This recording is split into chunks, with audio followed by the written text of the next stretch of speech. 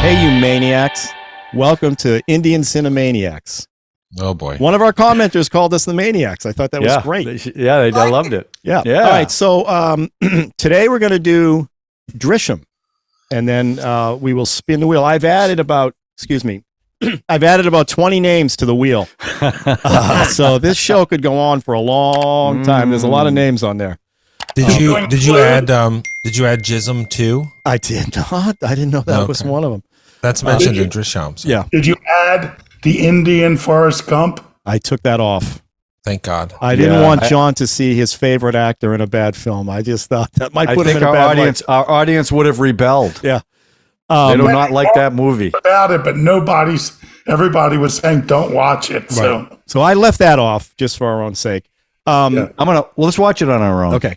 And Debbie claims that Drishyam, this one we watched, is her favorite one of all the ones we've done so far. So, John, why don't you describe what the film's about, and then we'll get into it. Okay, so Drishyam, which means visual, although the director at the beginning of the movie said it meant nothing is as it seems, is really appropriate for this film. This film is really what it boils down to. It's about the power of the family and protecting the family. That's really what the thrust of this film is. So it starts off, we get to know this family. Oh, first of all, it's directed by, it was in 2015. It's a remake of the 2013 version. It's an exact remake. It's directed by Nishikant Kamat. It stars Ajay, I'm not sure how to pronounce the last name, Devgn, Shiriya Saran, Taboo, our favorite villainess, Rajat Kapoor and Ishita Duda, amongst others. So the thrust of the film is it starts off, we get to know this family. A nice family, and it takes a while to establish the family unit, and you find out that some of the police are corrupt. And one of the things I want to hear from the viewers, because one of the ongoing themes is how corrupt some of the police is, and I'm wondering if this is true of the Indian culture, because it was rough. Anyway, I think it might be true of cop culture, but I'm just going to throw that out there. But go ahead. Yeah, it could be. Before I go on, there are going to be spoilers in this review. So if you have not seen the movie, and it's 2015, and based on the recommendations, most of you have seen it. But if you have not, don't watch this till you see the movie, because we're going to spoil it. So an event happens where a young boy is killed, a young high schooler is killed by the daughter, the oldest daughter, because he had filmed her changing in a shower room, a bathroom. And apparently in the Indian culture, that is, a fate worse than death, because the reaction to this happening is immense. So through a series of events, the young man gets killed by the girl, and the whole movie is the cover-up of that crime and what the family is willing to do to protect the daughter and keep it a secret. And then the investigation, that's where Taboo comes in. She's the mother of the victim. Let me jump in for a second, if I could, because you kind of there's some things you didn't talk about. Okay. One of the main things is the main guy, the father. Yeah. The movie starts with him and his obsession. He runs a cable company. He does a lot of things. He runs a cable company. He sits in a diner and he helps people with their cases. Right. He's helping that old couple. Yeah, he did that once. Well, but he's having a kind of a back and forth with the corrupt cop that we eventually find out is who dislikes him immensely. There's a class thing because he only has a 4th grade education, and his wife has a doctorate because he's got a beautiful house, and it's kind of his story as much as his family's, and how he handles this situation that he walks into. He wasn't aware of what happened until he got home and they told him. Right. And it's also how he is protecting his family, his life, and just how he was underestimated by all the police and Taboo. Well, yeah, but now you're jumping ahead. Yeah. So he watches. I'm not sure. To be honest with you, I couldn't figure out exactly what his job was. Did he run a cable company and he ran movies? Because all he does is watch movies. And through the course of the movie, every time he's got to make a decision or come up with an idea, they flash back to a television show that he watched, and that's what he bases the idea on. So it's really a cat and mouse game between him and the police, trying to discover what happened to the kid, what happened to the body. Because what was the show he was watching? The show, this woman turns, and I don't know if that was Taboo in that show, but that woman turns and says, habeas corpus. Right. which means That's if you the don't have a first scene body, when there's he's no ta- crime, right? Right. And he's talking to that couple. Produce the body. That's Right. the real couple. So, I so think that's Latin, Ralph. that is like Well, maybe, but she used it in her Indian TV show. So Yeah. so that is the entire movie, is the cover up and the investigation, and at the end of the movie, he gets away with it, and they protect the family. Yeah, it's not that clear because Well, the movie opens with the new police inspector starting at the station, and he's in jail, and they're like, and it's like, you wouldn't believe what he did, and then they like go into him, and he closes his eyes, and the whole movie's a flash. right, then they flash back to what You happened. assume Right. he got caught because there's like that last scene in the flashback where you think he's making a huge mistake, or at least I thought so. But if are we going to in now? Yeah, let me just finish my synopsis. So they end up getting away with it, and he ends up confessing to the parents of the kid at the end because they were disgraced, and she's off the force. So now, as far as my review goes, Debbie, I still think for me, The Three Idiots is the best movie I've seen. But I loved this movie. I thought I have two complaints about the movie. The first is I felt the beginning went too long setting everything up, but it's a small critique because once the kid gets killed, Yeah. it's intense all the way through. And the cat and mouse and the chess game that's going on, you think they're going to get caught. They don't get caught. Then there's a misdirection. It's incredible the way they do it. My second complaint, the one scene that bothered me, and again, it's not a major complaint because I really did love it. The scene where Taboo all of a sudden has an epiphany where she figures out what happens, and she meticulously goes through the list of everything that he did to cover it up. And I thought there wasn't enough evidence there, I thought, for her to conclude everything that she concluded, like every single step of the way. But other than that, we talked about The Three Idiots where some of it was predictable. It was predictable what was going to be buried. You knew that there wasn't going to be a body there, and where it was buried, they kind of set that up through the course of the movie. But the scene at the end where they show the flashback where he did the burying, and then they show the constructed police station as he's walking through, and it kept switching back and forth. It was just brilliant. So I really, really enjoyed this movie. I love the tenseness of the movie. I love trying to see how Taboo, who was very smart in this movie, how are they going to catch him? There's got to be something he didn't do right. He's going to slip up somewhere. And basically, it was the perfect crime. Now, the other question I had, and I'll throw it out to you guys because I didn't understand it. He went through all this to cover it up and made sure that the family stuck to the story and they didn't veer off it. Now, he was banking on the youngest one not being able to hold up, but that was part of his plan also. I was curious what you thought about him actually confessing what he did to the couple. I was surprised by that after working so hard to cover it up, because what I was thinking was, and I know there's a sequel to this movie, so obviously that sets up the sequel, but why do you think he would have done that? Was it strictly because they were parents and he wanted to ease their pain because as a parent he felt that way too? And was anyone surprised by that? But that was I loved it. I thought it was great. Well, I really enjoyed it. Couldn't recommend it high enough. I mean, he didn't actually confess. If they had been wearing a wire, they wouldn't have gotten anything. True, because he was told them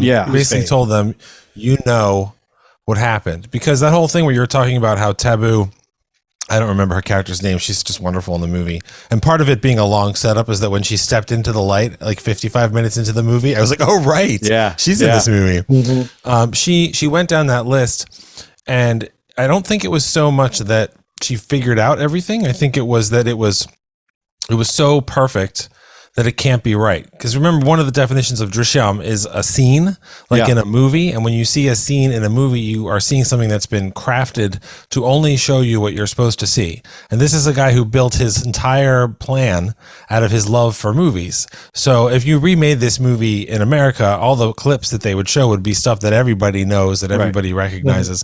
Like I have a job, my day job is both legal and medical, and I don't have a degree in either of those things, but I've seen every episode of ER. Bar and every episode of LA Law. And so like, I already know everything because I've seen the shows.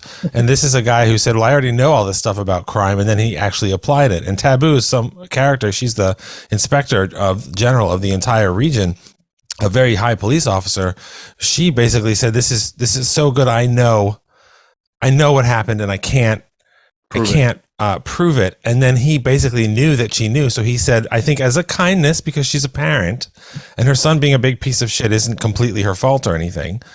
He said, this is what happened, without saying what happened. So it's not a confession so much as a little bit of a kindness. Yeah. But on the other hand, like she had that guy punch his child. Yeah. And then punch his younger child. Right. Well, the sympathetic character to me was her husband. I think that was her husband. Mm-hmm. Yeah, he was feckless. That's what that word was made for. Was feckless. Well, yeah, because he was. It was sad. I'm not saying he shouldn't have been feeling the way he was feeling. Right. It was just sad. Right. I don't know what. I think he was a businessman. He wasn't a policeman or anything. He was. I thought that scene was brilliant because, as I said, it starts with him in prison. Right.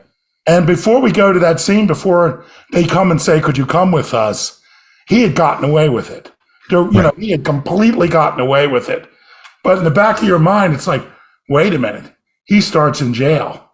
So, I completely forgot that we went into his eyes and it was all a memory. I forgot that. When I came back out, it was surprising.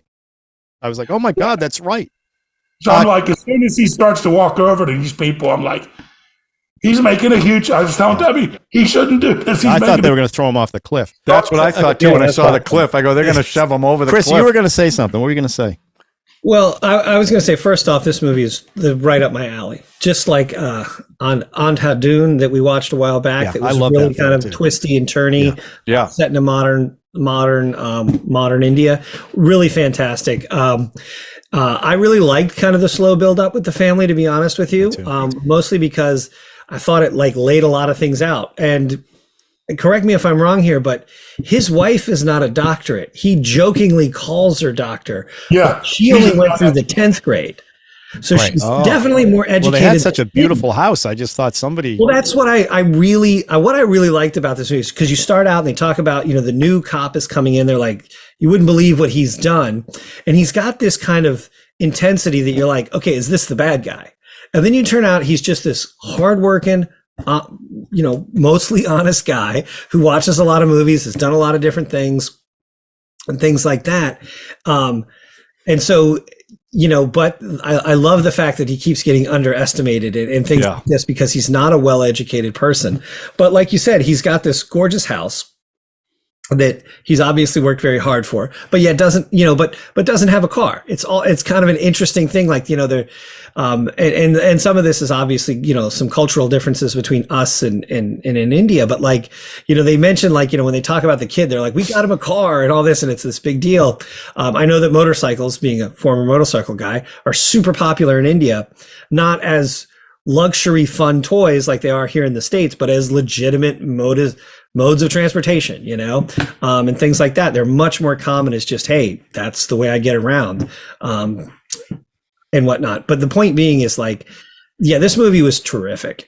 But I really like the idea that he's watching all these movies and he's getting all these ideas. And then how it just kind of continues to like escalate. And my thing was like, there's that scene with her in Shadow and they're talking about the IG. I thought for a second there, is this going to be the good cop? Like the one cop, like the captain who seemed to be a reasonable, honest policeman.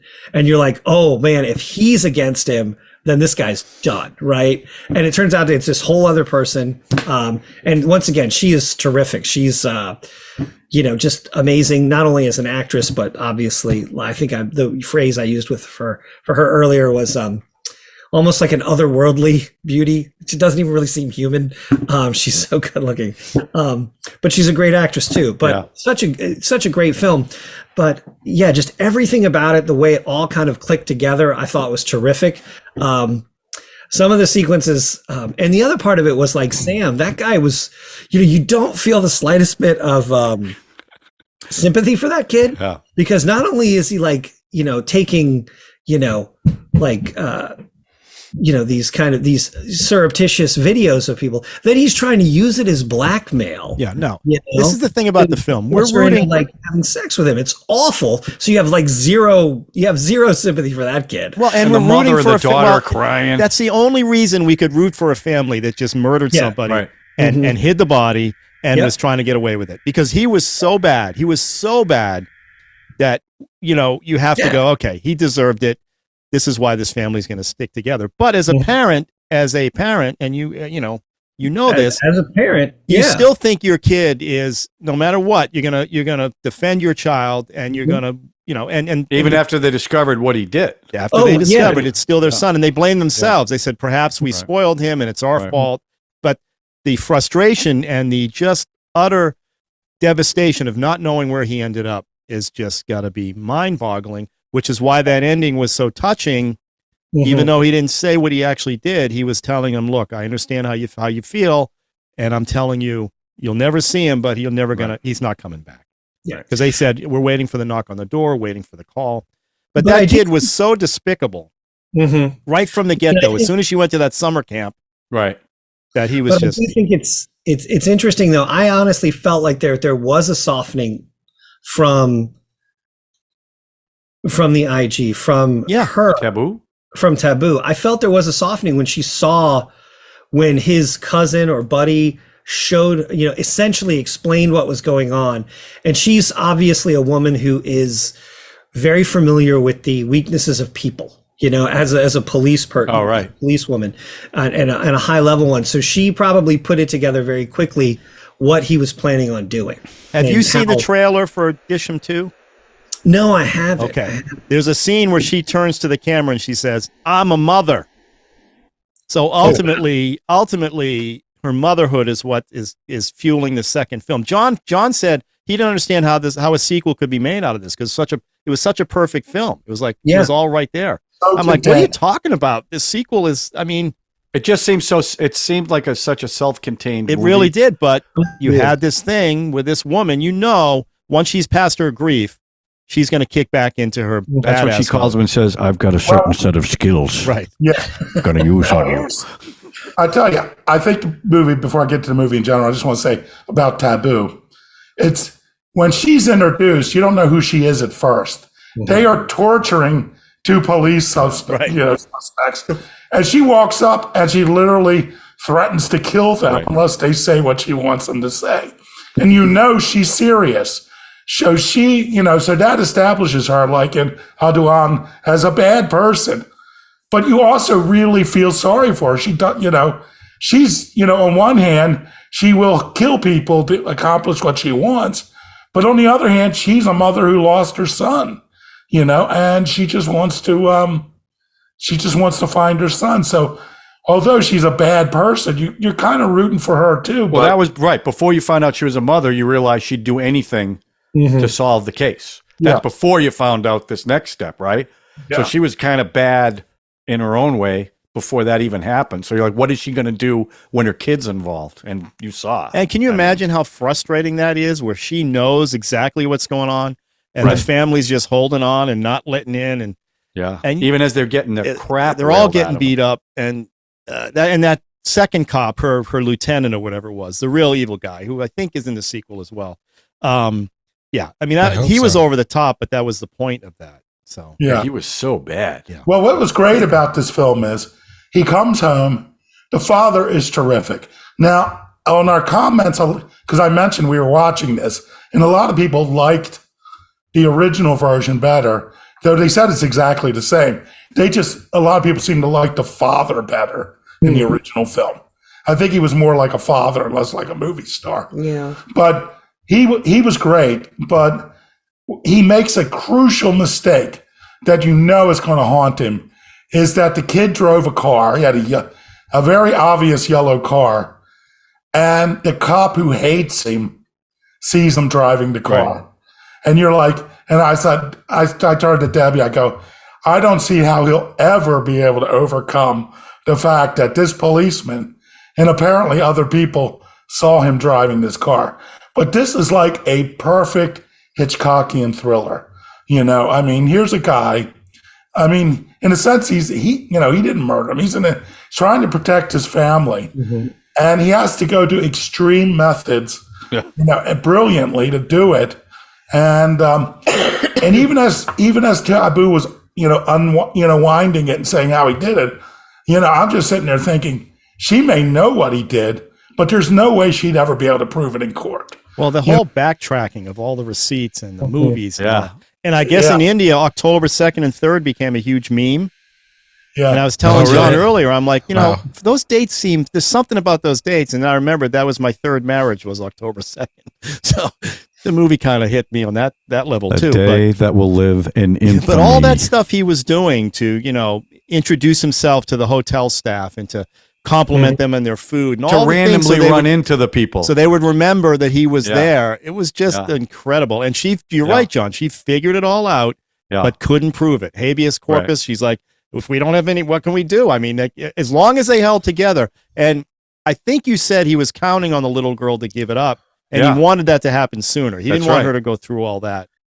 I mean, he was banking on the fact that everyone underestimated him. Yeah. So he was always one step ahead of him because of that. So and he said it in the film to the mother, because he knew that there's no way the little girl was not going to crack at some point. So he had to have known that, but he didn't tell anybody else.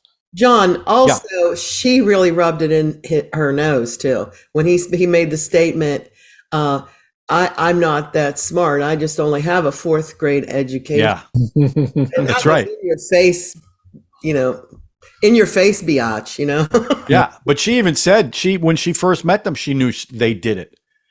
The Taboo, she just could tell because that was her instinct, but she just couldn't prove any of it. So it was fun to watch that cat. It was like a Columbo episode. You always knew the murderer at the beginning, and the fun was, are they going to get away with it? Yeah. What'd you say? One more thing? Yeah, that's what Columbo would always say. One more thing. Just one more thing. Just one more thing. Right when the little child was cracking, I mean, if she would have just held out just a little bit longer. Well, he wanted her to do that. Now, here's my question. Wanted her to break. When did he bury the dog? That was a dog, I assume. That was in case of, what I mean? That's a worst case. See, like a mother, here's something you guys got to realize about women and being mother skills. A mother will think every scenario, what could happen. Like we go to the mall. All right, I'm watching this child, and make sure they don't get kidnapped or stolen. Mothers aren't the only one that do that. A lot of things, psychological tools. You know what I'm saying? That's a mother thing? No, it's anybody that has kids. Every time you go to the mall and they hide inside the clothing racks. It's the Listen, my nephew hit on me one time, and my heart sunk down to the floor, and it wasn't even my kid. Hid. I thought you said he hit. That's what I thought. And I was like, really? No, he hid. He hid from me. No judgment either way. I just was. I was taken aback by all the slapping around of the kids. I thought. I thought that was surprising to me how often and how brutal it was. I was really surprised. They hit a lot of kids in these movies. I think if you notice, Gaitande is the inspector that nobody likes because he's venal and violent and ugly. No part of the movie is about him getting in trouble for making people and on the take. But it's not even the take; it's graft. It's just part of It's just part of the way policing is in the orderly system in India. And what I liked so much about this movie, I liked Anadun. I thought that was a good movie. This was so much tighter script. I just liked it a lot more as a thriller, and I really liked. All the moral relativism, because as we said, it kind of makes you root for the murderer the whole time, and you root against this venal, violent cop, even though he's actually right and he's telling the truth. He's telling the truth, what happened and everything. And it made me think, because again, you don't meet Taboo until almost an hour into the movie, and you meet her in stages because I think they say the inspector general's son, and you have no idea who that is. Then you find out it's a woman. This is the mom. It's this merciless character. It's Taboo, like all this other stuff. I wonder what the movie would have felt like. And I'm not saying that it should have been different. I watched it and I wondered what would it have been like if the movie had been told from her perspective, where we're with her. We don't know anything about what Vijay did, but we know he's the villain the same way she knows he's the villain. Yeah. And then maybe at the end of that version of the movie, we find out about the video and we go, oh man, now I'm not as certain about that he did it so much as is it as much of a problem that he did it? Because the moral relativism makes the whole thing so much more imagine interesting. how frustrated that venal cop you're talking about was, because he was you're right, he was dead right. He saw him get that yellow car. Right. And that's why he's more aggressive on these people, because he's so frustrated that they're just not giving it up. And he has to be let off the leash. That's the thing. He is let off the leash, and then he goes further than any other cop in that room would have done, because also he's doing something to impress his boss's boss. Right. So that can only be good. Yeah. And he's fighting. I mean, like, he spent this whole movie saying, no, I'm right. Yeah. And being told he's wrong, and we know that he's right. We know that he saw what he saw. We know that VJ is involved, and it's the opposite of your heart going out to him. You're like, fuck that guy, shut up. Yeah. Nobody should listen to you because you're a terrible person. Except you actually did a little bit of good police work there. Yeah. You paid attention and you backed it up. And didn't you love it when all the villagers attacked him? Well, I have discovered I do like an Indian movie that has a good scene of a righteous riot, like the whipping scene in RRR, and then this, like, you can only be indecent for so long before everybody looks at each other and goes, "Why are you hitting a baby? Yeah. Why are you whipping a guy who's not fighting back?" Like that's very gratifying to watch. And the guy Tunde, I didn't want him to get killed by the mob, but I didn't have a problem with him getting swarmed. So just kicked, like the father got kicked. Just kick him in the gut a few times. Chris, what were you going to say? You're going to say something. Well, it's one of those great things. I think what a great little kind of twist in this film is as well is that you do have this guy who's this dirty cop who's a scumbag or whatever, and it is the reason people don't believe him, even though he is right, is because he has always had a problem with VJ. Right. He's never liked him. He's always harassed him. He's always harassed him and hassled him because VJ pushes him back on him and won't just roll over for him. So everybody just assumes, hey, it's because he's got it in for him, which is, it's funny too. This is true. When you talk about it, it's like, it is funny how on the one hand, it's like, the captain knows that he's, taking money from people, but yet, and he's got this thing in for a guy, but yet no one ever really seems to say like, hey, this makes him not maybe cop material. And I do think you make a good point about him, trying to impress his boss's boss, because he knows that if he can impress her and show her that he's willing to be her, her dog on a leash, as it were, and he'll do anything, right? That he knows that, hey, maybe he gets a position on her staff or whatever and makes more money and can extort more money out of more people or whatever. But then he'll also have the, the protection of being at that. And another thing I did like kind of in the end how, even though they were right, because they went about it in such a terrible way, like they were like, that was one of the more brutal, like, beating scenes, especially when they got to the wife and the older daughter. That was just really rough to watch. Awful. But I love the fact that it's like, she's out of a job. She's like, we're going to London because you know what? There's nothing for us here now. And all of these people get canned basically. So even though it is kind of, it is ironic because they were right. Like that's kind of what I really enjoyed about this film. Like that's a great little kind of twist and putting it all together that way. But I agree, Drew. I think it would have been really interesting to see it from Taboo's perspective, as like a regular police operational drama. You know what I mean? Well, we got a little of that on that last scene on the cliff. That was the sympathy. Yes. That was sympathy for her and her husband. Yeah. Right. That you can understand. And her acting in that scene was devastating, right? You could tell that she was done. She was spent. And it was really the husband that was kind of there, but not there. She was not there at all. She just couldn't deal. Now, but he could have let him walk away. He got them to turn around. So the way he played that scene was great too. Yeah. Should I say this? Should I say this? Yeah. You know what? I'm going to ease their pain. That was quite a scene. Yeah. That was a good scene. And I'm going to say, I didn't feel like this movie was too long at all. I loved all the setup. I thought the first, I understand what they were doing. Like I said, I understand what they were doing. For me, it was just a little long, but again, very small complaint. Once the killing happens. Yeah. Okay. There's one part of the movie that I really loved, and that was reminiscent of RRR. And that was that VJ was sort of like the village protector, and how he how they built him up to this, famous kind of, in my estimation of this man when I'm looking at him, is that he adopted his daughter. Right. That was so endearing when he did that, Which they don't divulge till about halfway through. Very late. Then you say, what a guy, what a At a stand-up. dumpster. He adopted her from a dumpster. Right. He found her. So he's a good guy. Yeah. So he's a solid human being. Genuine, like he's a mensch. Because I wasn't sure when he was watching those cable. There's a sex scene that comes up, and he kind of looks over at the kid. I thought he's going to start doing some weird stuff. That's when he goes home. I think he didn't want the kid to see it. Well, he also went home, and that's when he took fooled around with his wife, right? Yeah. So he was getting a little, Well, in Indian randy. films, when they get, they look at each other, then they cut to the next day. That's how they get randy. Not all of them. You know what? This thing about this movie that I found fascinating was you're rooting for them to get away with it. And that last scene where you kind of knew what was going to happen. You knew the body wasn't going to be there. At least I did. I didn't know that. I did. No, because they set it up that way, and he was very calm about it. But what happened was once that happened, and he took the kid right to the press and started saying, "Look what these guys did. They slapped her." Mm-hmm. The relief that you had, knowing, you know what, they got away with it.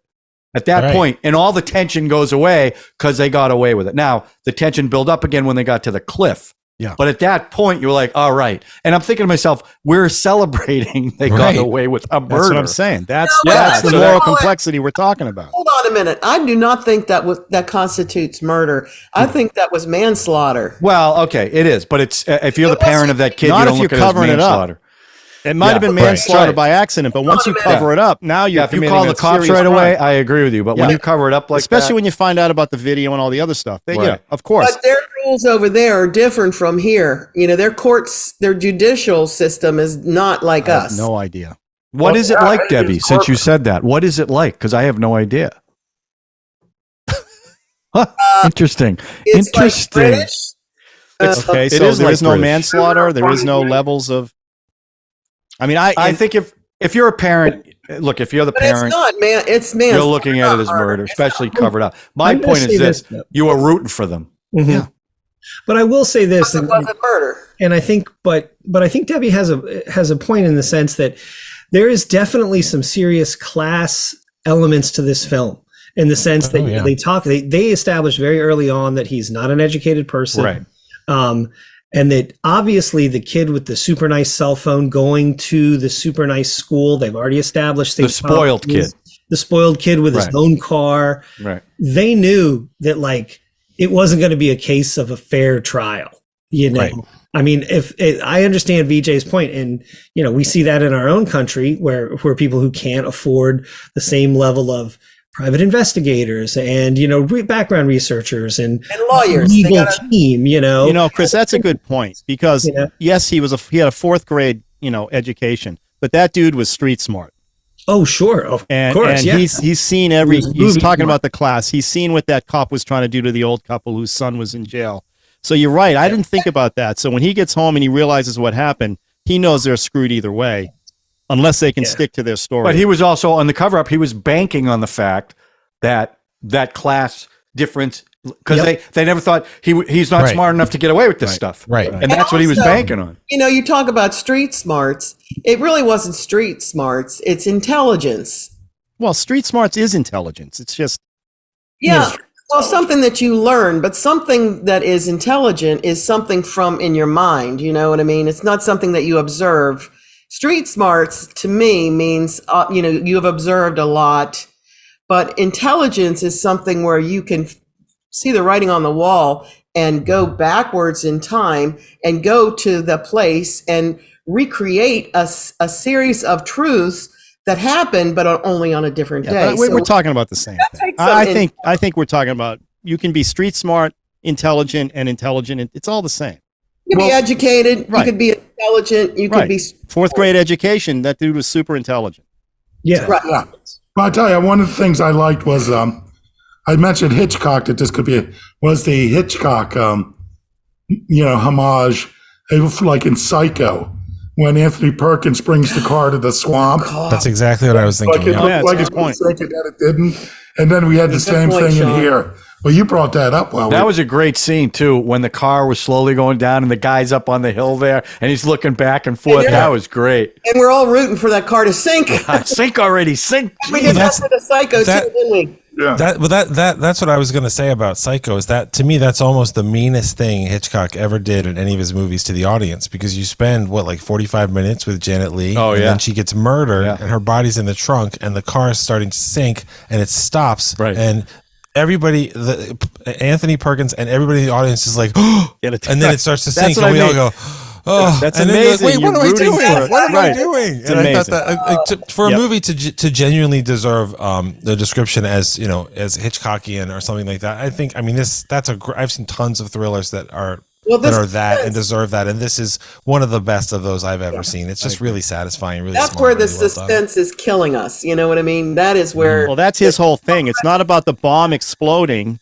It's about the fact the bomb's under the table, ready to explode. That's where the tension comes in.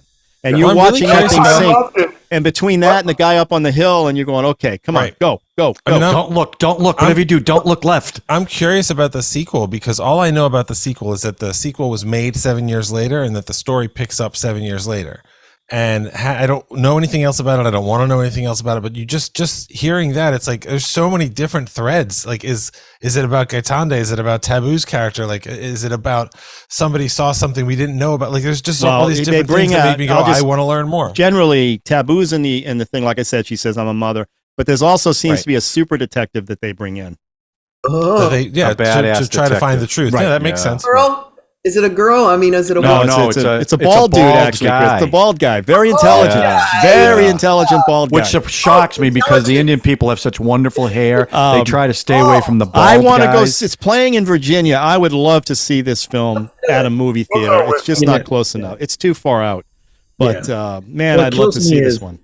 When I was in Chicago a couple of weeks ago, it was playing at the theater we went to go see a different film at. And let me put it this way.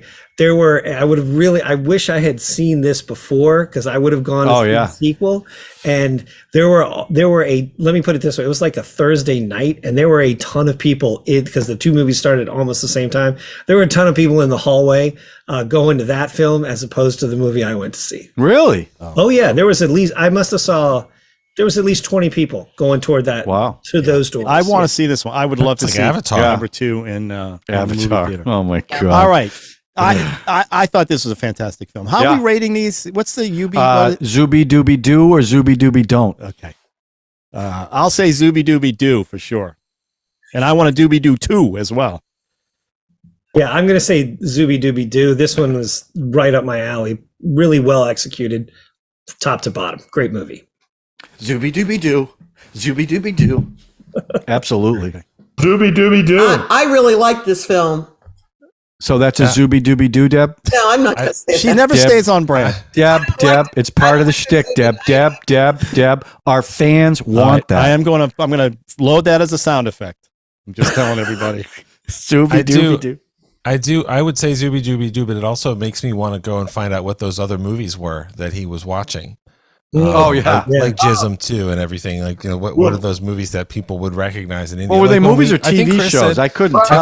I think there was a bit of both, but I remember the first time Chris mentioned this.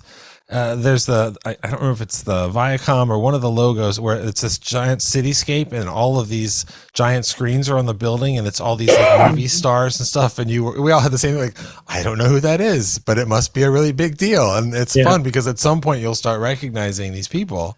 And it's neat because these are the biggest things. It'd be like seeing Tom Cruise or somebody on these things. And Brad Pitt. I really enjoyed this, and I will definitely want to track down the sequel. As soon as I can, because it was really satisfying. Ralph and I are going to do. What happened to the kid? I'm sorry. What happened to the kid that was working with him in the cable thing? He just they killed him. Oh no, they didn't kill him. He was part of the alibi. Yeah, I want to know what happened to the kid that ratted out Sam. Right. Yeah. His cousin. Did Taboo kill that guy? I want to know what happened to that poor dog. Yeah. How to get the dog right? Okay. Yeah. There was one scene. There was one scene where he gave someone a piece of paper and said, "Contact these people." Oh yeah, call these if I get picked up again. But what was that? What was that? Was that the dog? No, those were the three that came to when the riot started. For some reason, they That family. yeah, they were part of his brother-in-law, and his father. So maybe it was just to get everybody there, right, to get him there. Okay. Yeah, because he gives it to his brother-in-law, and I was assuming that those were people from the media. Oh, maybe. Yeah, because there were cameras. Because all of a sudden there's a big group of people, but there's all these, So he didn't get them involved in the exact cover-up.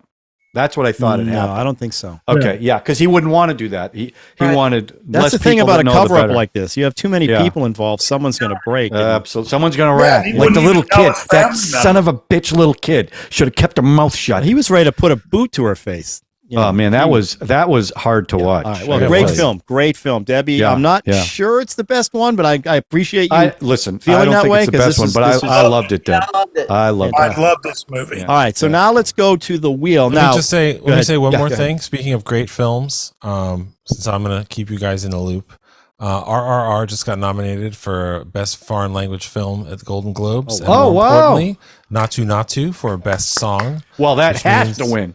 I mean, the road to it getting on the Oscars and all this stuff is, I mean, it seems very likely. And I just want to see it in the theater. I'm so excited. God, I think I it's hope so that great. comes I want to see those two guys at the Oscars doing the dance. number. Yeah, That's oh what my I want God. to see. I have a funny story. I don't know if you guys remember Wayne was on our podcast years ago.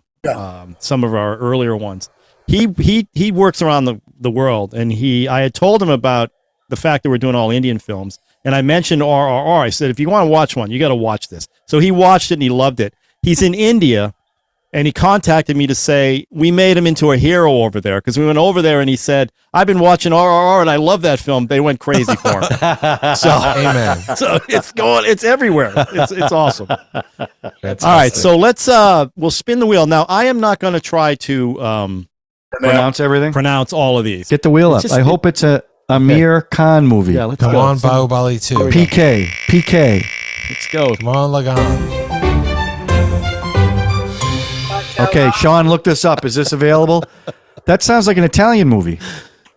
What What is it? Bajani Pizzano Mastani? Mastani. Yes, that is available for it's available for free on Canopy, and you can rent it on Google, YouTube, and Apple. Okay, good. Okay, that how is much is it to rent? $2.99. That's Okay, it. we've got a very small Maybe budget at $3.99 in HD. Indian Cine-MANIACS. Very small Yeah, budget. yeah, we're hoping to build that budget up. All right. Okay. All right, so there it is. Bajario Mastani. Take a look, see what happens. Bajirao Mastani. Wow, it sounds so Italian. I don't know if we're pronouncing that right. Hey, watch the film. You're gonna love the film. All right. That's more Italian than Chris Pratt's Super Mario. So bene. good job. No kidding, right? All right, everybody. Mario. Okay, have a good week. Check out this Have a great film. week, everybody. And we'll see you next ya time. next week. Don't be ugly.